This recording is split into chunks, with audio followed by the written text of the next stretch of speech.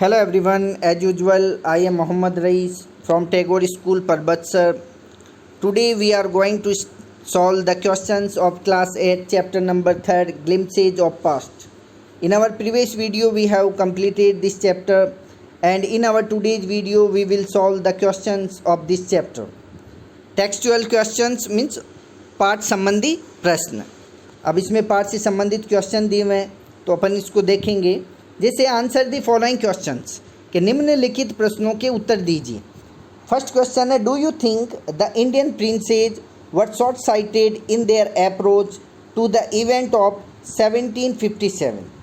कि do you think, आप क्या सोचते हैं, द इंडियन प्रिंसेज यानी भारतीय राजकुमार वर मीन्स थे, शॉर्ट साइटेड मीन्स अदूरदर्शी, शॉर्ट साइटेड का मीन्स होता है अदूरदर्शी, इन देयर अप्रोच यानी उनके दृष्टिकोण में, टू द इवेंट यानी घटना में, ऑफ 1757 यानी 1757 की घटना में.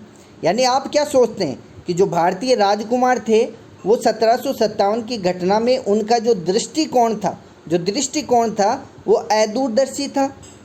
तो ऑफकोर्स उनका जो इंडियन जो प्रिंसेस थे वो शॉर्ट साइटेड थे. तो लिखना है, yes the Indian princes were short sighted as they saw only their momentary benefits but failed to see the greater design of the British.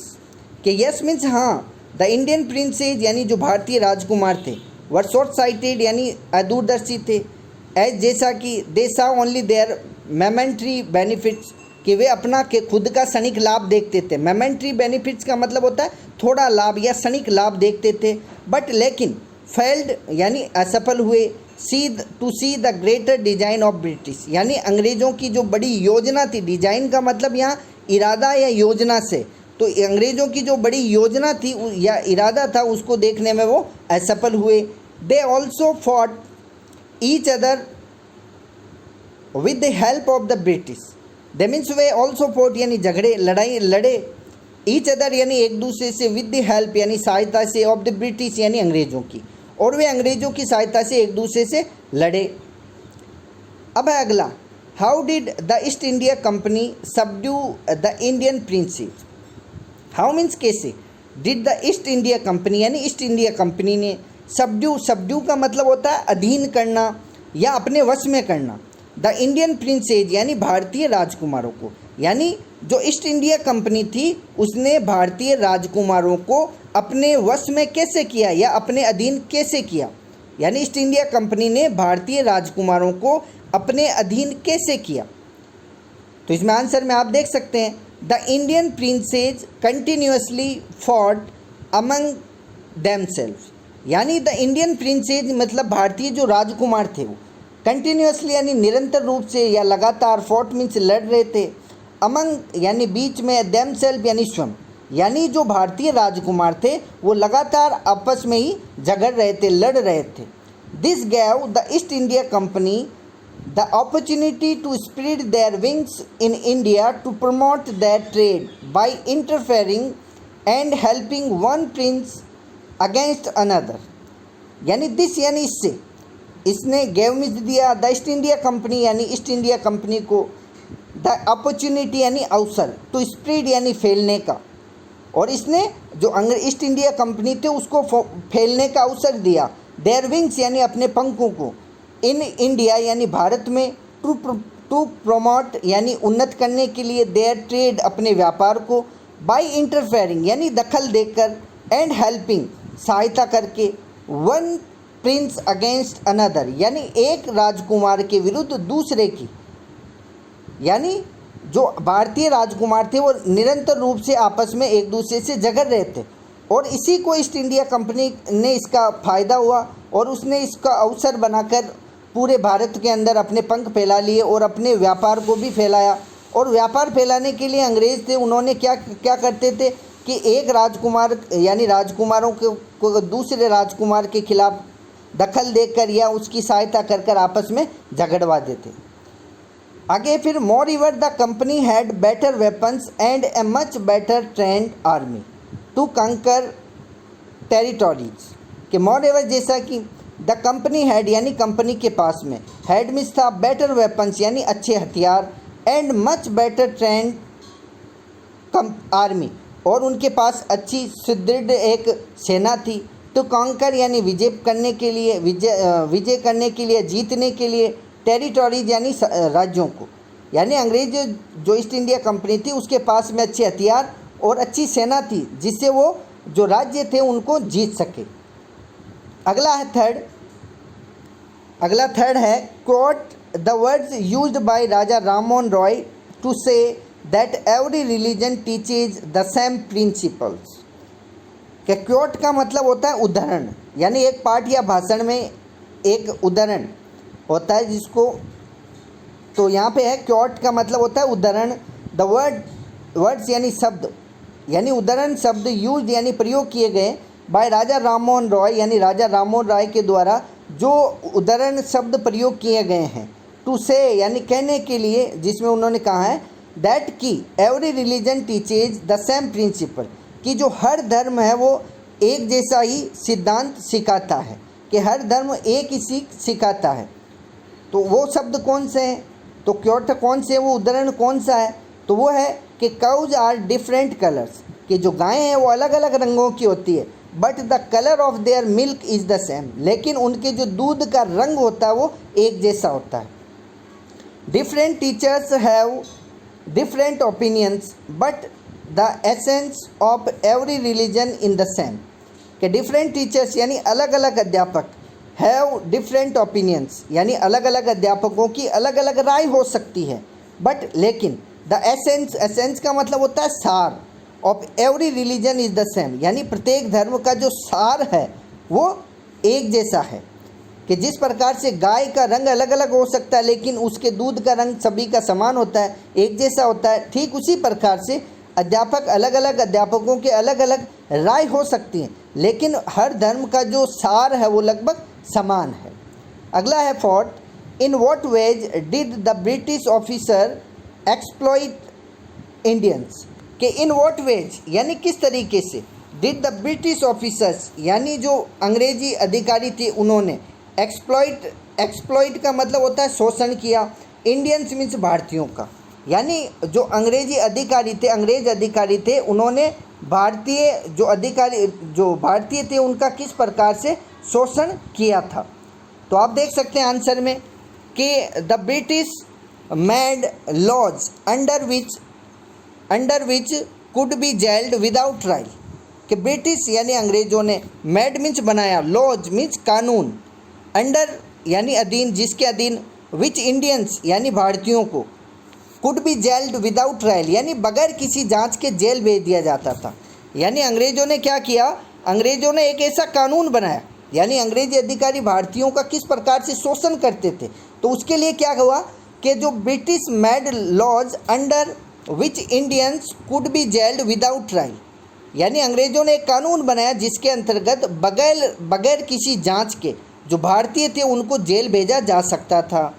Goods imported from Britain were not taxed, और जो goods यानी जो वस्तुएं थी imported जो आयात होती थी, फ्रॉम ब्रिटेन यानी इंग्लैंड से, यानी जो चीज़ें इंग्लैंड से आयात होती थी, were not taxed whereas यानी कहीं पे भी उन पर टैक्स नहीं लगता था।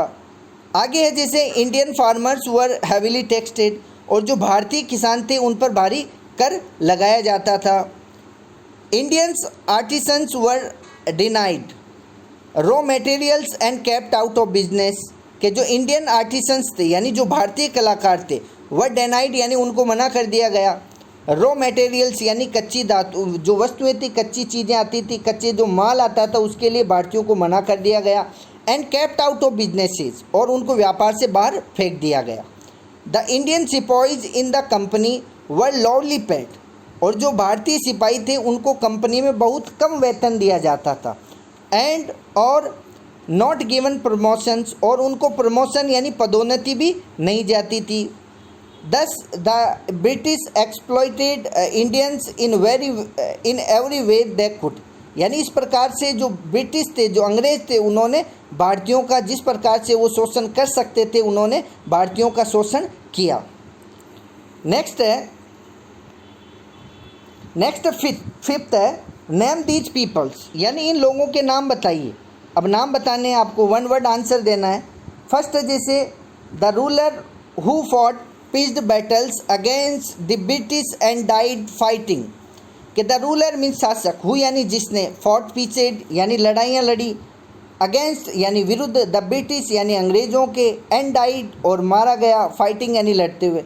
यानी ऐसा कौन सा, यानी वह कौन शासक था, यानी कौन सा शासक था जिसने अंग्रेज़ों के खिलाफ लड़ाइयाँ लड़ी और लड़ते लड़ते मारा गया था, और तो वो था मैसूर का जो रूलर था, रूलर ऑफ मैसूर, टीपू सुल्तान।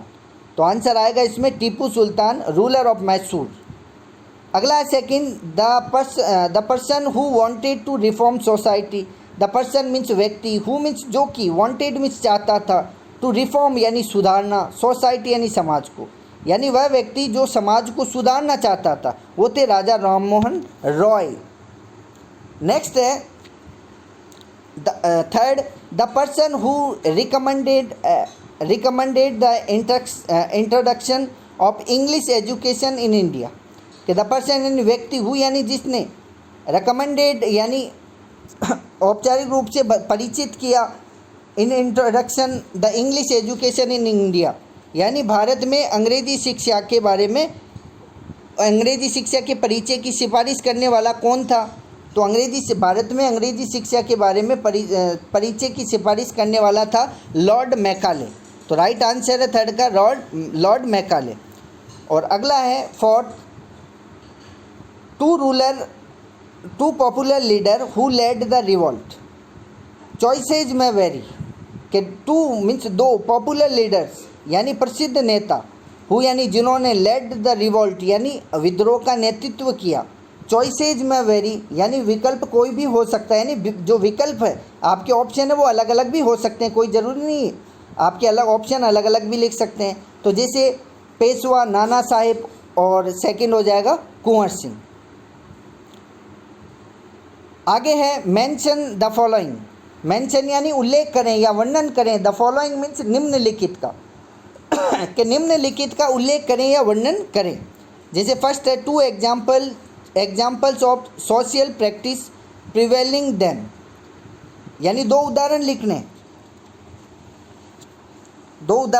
हैं जिसमें आपको जो सामाजिक, जो सोशल प्रैक्टिस प्रिवेलिंग देन, यानी जो सामाजिक बुराइयों के बारे में आपको इसमें दो उदाहरण देना है। तो दो सामाजिक बुराइयां आप लिख सकते हैं, चाइल्ड मैरिज एंड अनटचेबिलिटी, यानी बाल विवाह और छुआछूत, जिसको अस्पृश्यता भी बोलते हैं, ये दो लिख सकते हैं। अगला है, जैसे आगे वाला है, two oppressive policies of the British. Two means दो, ऑपरेसिव पॉलिसीज यानी दमनकारी जो नीतियाँ थी, ऑफ द ब्रिटिश यानी अंग्रेज़ों की दमनकारी नीतियों के बारे में बताना है। दो कोई अंग्रेज़ों की दमनकारी नीतियाँ कौन सी थी वो इसमें आप लिख सकते हैं। तो जैसे फर्स्ट है इम्प्रिजनिंग इंडियंस विदाउट ट्रायल, बगैर जांच के भारतीयों को कैद में करना, बंदी बनाना। Making British imports tax free, और अंग्रेजी जो चीज़ें आती थी उनको टैक्स फ्री करना यानी कर मुक्त करना, ये दो लिख सकते हैं। अगला third, two ways in which common people suffered. Two ways यानी दो तरीके, इन विच यानी जिसमें, कॉमन पीपल यानी सामान्य लोग भी, सफर्ड यानी पीड़ित थे, यानी ऐसे कौन से दो तरीके थे जिससे जो सामान्य लोग थे वो भी पीड़ित थे।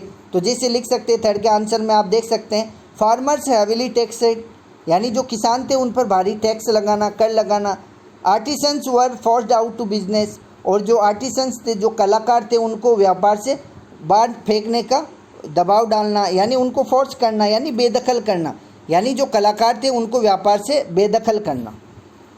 अगला है जैसे for reasons for the discontent that laid off the 1857 war of independence, के फॉर रीजन्स यानी चार कारण लिखने, ऑफ द डिसकंटेंट यानी डिसकंटेंट मीन्स होता है असंतोष के, दैट यानी जिन्होंने, लेड यानी नेतृत्व किया, of the 1857 war of independence यानी 1857 का जो स्वतंत्रता संग्राम था उसमें नेतृत्व करने वाले जो चार जो असंतोष के कारण, यानी 1857 की जो प्रथम स्वतंत्रता जो संग्राम था उसमें चार ऐसे कौन से जो असंतोष के चार कारण लिखने कि किस प्रकार से जो भारतीय थे वो असंतुष्ट हुए थे, उसके चार कारण। तो आप लिख सकते हैं, जैसे फर्स्ट है ऑपरेशन ऑफ कॉमन पीपल, यानी जो सामान्य लोग थे उनका असंतोष। फार्मर एंड आर्टिसंस, किसानों और कलाकारों का असंतोष। फिर अगला लिख सकते हैं low salaries and slow promotions of Indian soldiers in the army, और सेना के अंदर जो भारतीय सैनिक थे उनको कम वेतन और उनका धीमे पदोन्नति।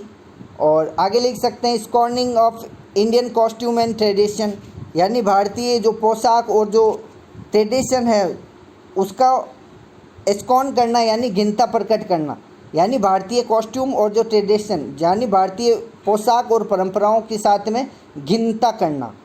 और लास्ट लिख सकते हैं annexation of Indian princely states by any mean, यानी किसी भी तरीके से जो भारतीय जो राजकुमारों के जो भारतीय रियासती जो राज्य थे उनको एनेक्सेशन करना यानी राज्य हरण करना, उनको राज्य को छीनना। तो it is enough for today. In our next video we will solve the rest of the questions. Thanks for watching this video.